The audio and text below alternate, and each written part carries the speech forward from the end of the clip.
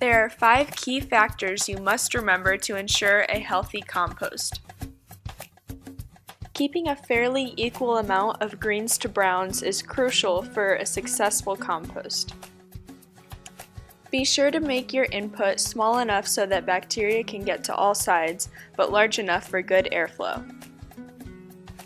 Your compost will definitely need some liquid to keep it from drying out. Moisture also allows the organisms to mix freely throughout the pile. While produce can provide some moisture, water is best because of its neutral qualities. It's best to make efforts to keep your pile around 140 degrees Fahrenheit. This promotes rapid composting and kills the organisms that are harmful to your compost. Wood chips can help, but manual rotation works best to keep the oxygen flowing throughout your pile. But caution, too much air in your pile will dry out. IUSB's Garden and Compost Project Managers Robin and Emily are here to answer a few questions about their operation on campus.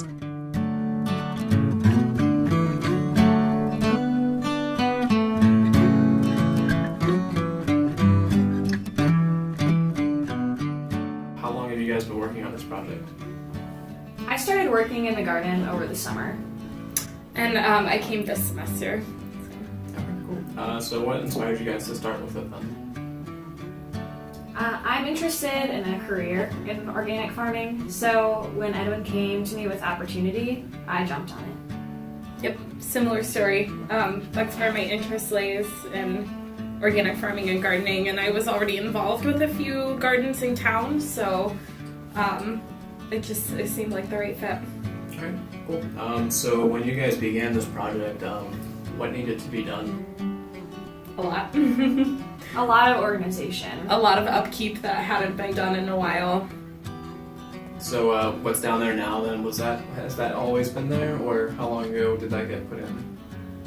The boxes were there when I started, but there was no plan or record of what was planted. So we had volunteer tomatoes and potatoes and herbs, but when I came, I cleared out some of those things that weren't doing well and planted cucumber, peppers, and some other things. Mm-hmm. Okay. Are there any other things you guys were growing down there? We put in, so we could talk about the cover crops we put in this time. For the first time, we are planting root vegetables that are gonna be in the boxes over the winter, so that come summer the soil will kind of be already prepared for us to plant into, and we'll have an early spring harvest.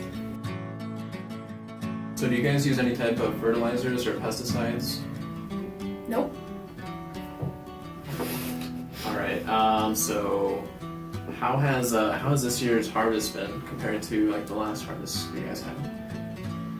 So I don't really know what it's been like in the past. I know that they have had some overages in previous years, but we had enough to sustain us and the few people that were visiting the Unity Garden. We have a system in place to donate food. When we have too much to give away, we take it to a church in town, and they prepare it, and hungry people in the community can get that food by the afternoon. What role does composting have in your guys' project? Currently none. Yeah, it But- should. Yeah, but that's something that we're working on.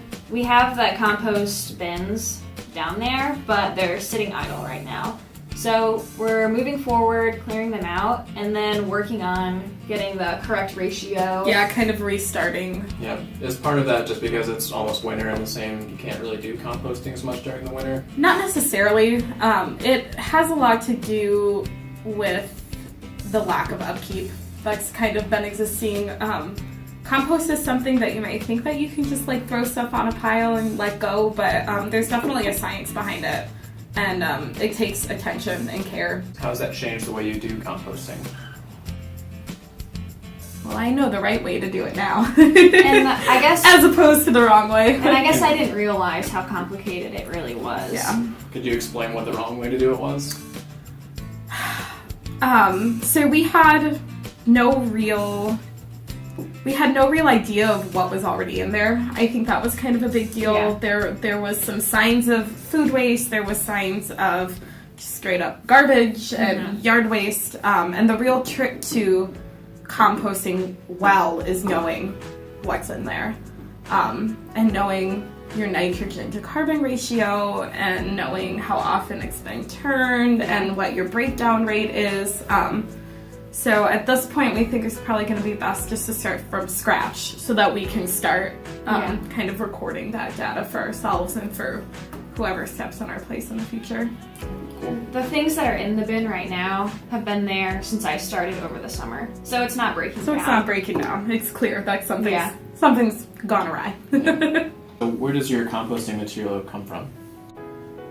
Mostly from the garden itself. Yeah, I mean, most of the, at least the green stuff that's in there right now is stuff that we have pulled, or, I mean, it's mostly yard waste. Okay. Yeah. And we know me and Brandon had asked in the grill about composting some of their food waste, and they had said that there was a time where we were taking food from the grill. Do you think that's something we'll renew in the spring? So that just got started this week. Yep. But the food waste is being composted on campus and not down at the garden. Okay. And I think part of the reason is we have so many students in housing. We don't want anything to just go in the bin. Yeah. You have to be very particular about what food waste goes in there. So until our community on campus is more educated about composting, we don't really want to open the door to that. Okay. Cool. Should mention that it's also a Unity garden too, so anyone who comes by and wants something can take it. Yep. Mm-hmm. So, in being a Unity garden, you guys don't take in any type of revenue. So, how exactly do you guys pay for the plants and things like that? So Unity Garden themselves, as an entity, they have their own money, I'm guessing mostly from grants and things like that. So a lot of our starters and seeds we got from them as part of their program, which is the benefit of being involved with them. What are the costs and factors that hold you guys back from doing more? Honestly, it isn't really a matter of cost, it's a matter of manpower at this point. Mm-hmm. We just need more people involved. Yep. Do you get students from student housing down there to help out? I wouldn't say from housing themselves, but we do have a class of students this semester that's required to do some volunteering, so they've been a big help.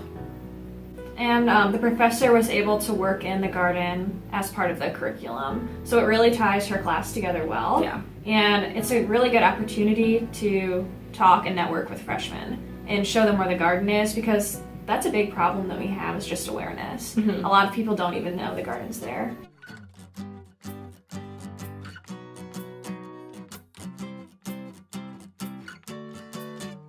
My overall vision is just that the garden would be a really cool place to be, whether you're working or just hanging out. So I think as we beautify the space, people will show up and they'll want to be a part of what's happening. Yeah. A greenhouse. That's what I Yeah. want. A greenhouse. Some place where we could start the plants. Yeah. Would be awesome. Yeah. Yeah, we definitely want to get like a picnic table or something down there so people can hang out. Yeah. Are there any other challenges with the workload that you guys haven't mentioned already? When it's just the two of us working in the garden, it takes a lot just to maintain what we have. Like weeding and watering takes hours to do in a week. And when you're doing those sorts of things, you're not doing administrative tasks like organizing events or planning for the next season. So we can have volunteers come in and teach them how important those things are. Then we can start to delegate tasks. Yeah. Gardening is a very romanticized thing for a lot of Yeah. people. Something that their parents and their grandparents did. So it can be really exciting and moving for them to kind of get involved in it and see other people like their age and their peer group passionate about the same things. It's empowering to be involved in a project like this because gardening is hard. Like we mentioned, it's not as straightforward as you might think, Yep. but you don't have to have it all figured out to start. And it's such a learning experience. Yeah, it's definitely a process of trial and error. I use South Bend Community Garden. Yes. Like us on Facebook. So what's going to happen to the garden when you guys graduate? In the past, people have graduated, and that's where I came in. Someone had graduated that was previously involved, and no one really stepped up. If there is one thing you could ask the class or the school for, what would it be? I would say help. Help. I mean, when it comes to, volunteers and awareness. We have a need for people in a whole lot of areas that you wouldn't think of. Yeah. So if you don't even love gardening, but you love social media, well, we have a need for that. Mhm. So there's more ways to get plugged in than you might think. So if you're passionate about community, if you're passionate about good food, we can use your help.